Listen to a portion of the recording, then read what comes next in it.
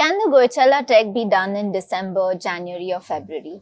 Now, this is a question that I'm getting multiple times of late, and it seems to be a trend that is increasing. But I want to give you a reality check on whether you can do the Goechala trek in winter in this video. Let's get started.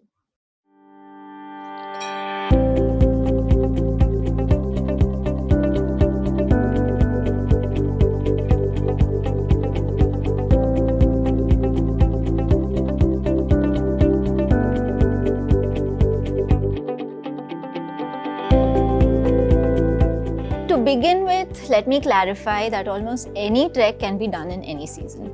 You can do even Everest Base Camp in peak winter, climbing up to 18,000 feet, and similarly with Goechala also, you can do it to 15,000 feet in winter.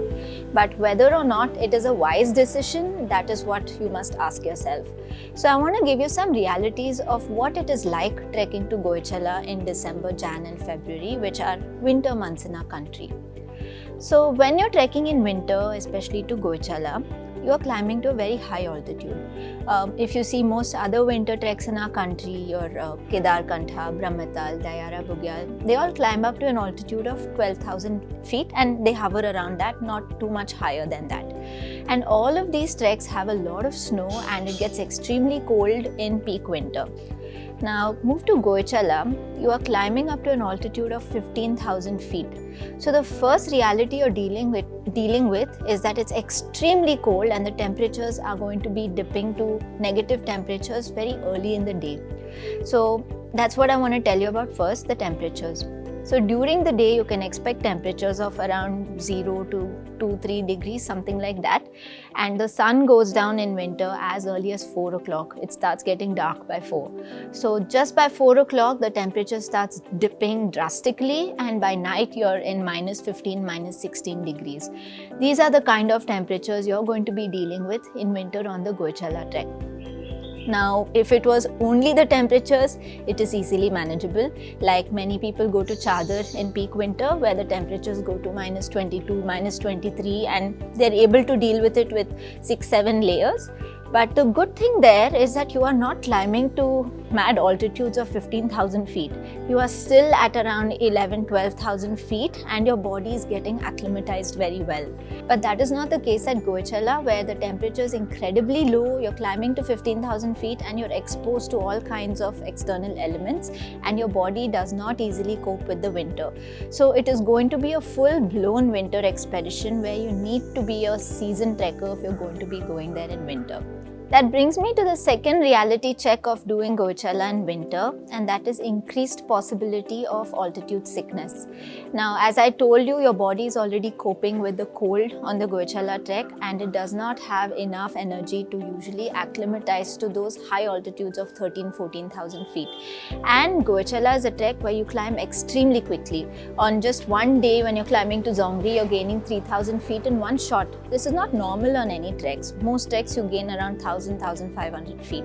So when you're doing this in those extreme temperatures, your body is taking a very big beating and there is an increased possibility of altitude sickness. That brings me to the third reality, and that is in case you get hit by AMS on the trek, evacuation is extremely difficult because once you enter Goechala and you start doing the trek, there is no exit point on the trek. On most other winter treks, we can exit people within a day if required. And in winter, it gets a lot more complex because pack animals may not be available. You may not have yak or horses. You may not have the trail which is open itself. If it's snowing and if there is snow blocking the trail, then that is a hard reality you have to deal with. Fourth reality is the presence of snow on the trek. Now I'll admit that at Goechala you will not see as much snow as you may see in Uttarakhand or Himachal in winter. But having said that, you're still climbing to very high altitudes of 14-15,000 feet and there will definitely be snow.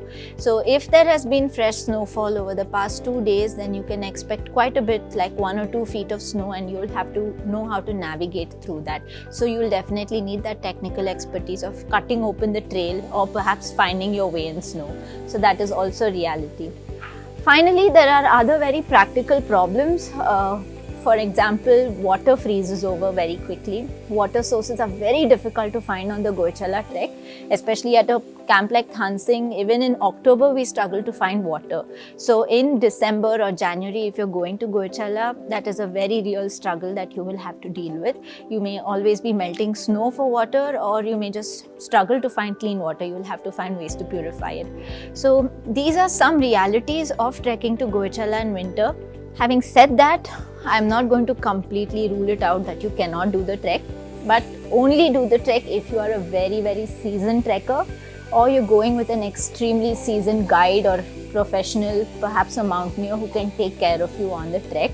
If somebody is portraying it to you as a very normal trek that can be done by beginners, that can be done by somebody who's been to 1 or 2 Himalayan treks, and that you can do Goechala in winter, that is not true. Please don't fall for it. It is a very difficult winter expedition in January and February, and that is what you will have to prepare for. So that was all you need to know about Goechala in January, February. If you have any more questions, drop in a comment below. I'll get back to you. You can also write to me on tws@indiahikes.com and I'll help you out. I also want to tell you that we have started an Indiahikes community forum where you can actually ask your questions there and get other trekkers to answer it. So if you want to hear from other trekkers who've been to Goechala in an off season, that's a very nice place for you to do it. It's already buzzing with a lot of trekkers asking lots of questions, having many chats. So head over there. You'll find the link on top right here. You'll also find the link in the description below. It's the Indiahikes community forum, which is for trekkers, by trekkers. So go there and ask your questions.